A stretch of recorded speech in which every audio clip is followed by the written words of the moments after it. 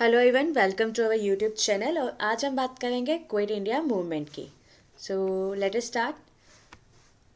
So quit India movement also known as the August movement, ये एक significant milestone था in India for independence from British colonial rule. ये launch की गई थी 8 अगस्त 1942 में under the leadership of Mahatma Gandhi. और ये मूवमेंट एक टर्निंग पॉइंट था in India struggle for self determination. इस मूवमेंट का ऑब्जेक्टिव बहुत ही क्लियर था कि हमें एक इमीडिएट एंड चाहिए ब्रिटिश रूल का, और इंडिपेंडेंसी और सॉवरेन हमें एस्टेब्लिश करना है इन इंडिया। अगर हम बैकग्राउंड की बात करें तो जो ब्रिटिश गवर्नमेंट का रिलेक्टेंट था कि वो आईएनसी की डिमांड्स को एड्रेस नहीं कर रही थी for self governance.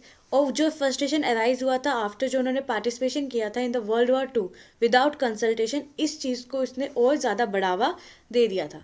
So by 1942 India has been under British, by 1942 India को 200 साल हो गए थे अंडर ब्रिटिश कॉलोनियल रूल में।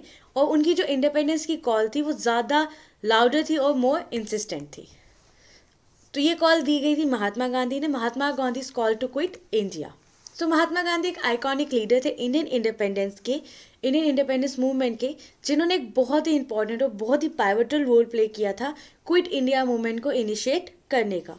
उनकी जो बहुत फेमस स्पीच थी on August 8 1942 at the Gowalia tank मैदान इन मुंबई, उन्होंने बताया था वहाँ पे उन्होंने हिस्टोरिक कॉल दी थी for British to quit India in the name of the God. I ask the British government to immediately quit India, कि वो इंडिया को छोड़ के चले जाएं। अगर हम इस बात मूवमेंट के ऑब्जेक्टिव्स की बात करें तो जो प्राइमरी ऑब्जेक्टिव था क्विट इंडिया मूवमेंट का वो था कि इमीडिएट एंड वो ले और एक हम डेमोक्रेटिक गवर्नमेंट को एस्टेब्लिश कर सके और एक इंडिपेंडेंट इंडिया के लिए रास्ता बना सके। The movement aim to unite the Indian masses in a non violent struggle against the British Raj. इस मूवमेंट के लीगेसी एंड इम्पैक्ट की बात करें तो the quit India movement garnered widespread support from various section of the society, जैसे students हो गए, farmers हो गए, वर्कर्स हो गए, और भी बड़े बड़े एक्सपर्ट्स, इंटेलेक्चुअल्स जो भी हैं, सब ने इसको सपोर्ट किया था। However the British responded with a heavy handed approach, arresting को उन्होंने कुछ प्रोमिनेंट लीडर्स को अरेस्ट किया including Gandhi ji himself and suppressing protest with force. उन्होंने फोर्स की हेल्प से प्रोटेस्ट को सप्रेस यानी दबाने की कोशिश भी की। लेकिन चाहे जितना भी रिप्रेशन किया, मूवमेंट में एक रेजिस्टेंस था, स्पिरिट ऑफ रेजिस्टेंस था, जिसकी वजह से जो पूरी देश में फैल चुका था। जवाल the quit India movement did not immediately lead to Indian independence, ऐसा नहीं था कि जैसी स्टार्ट हुई तभी हमें इंडिपेंडेंस मिल गई।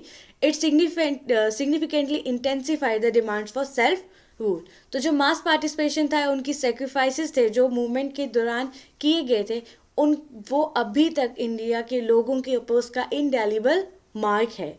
The events of 1942 led the groundwork for subsequent developments, जो अल्टीमेटली क्लुमिनेटेड हुए थे India in gaining independence on August 15 1947।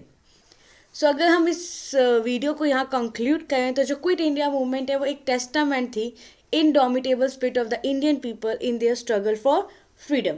ये एक रिमेन एक pivotal chapter in history of Indian independence movement, जो ये सिंबलाइज करता है कि किस तरह रेजिलेंस, यूनिटी एंड कमिटमेंट जो एक देश ने किया, एक देश के लोगों ने किया, जिससे उस देश के लोगों ने उस देश को एक कॉलोनियलिज्म से, एक डिक्टेटरशिप से, एक बंधन से मुक्त कर दिया और उसकी डेस्टिनी को शेप किया।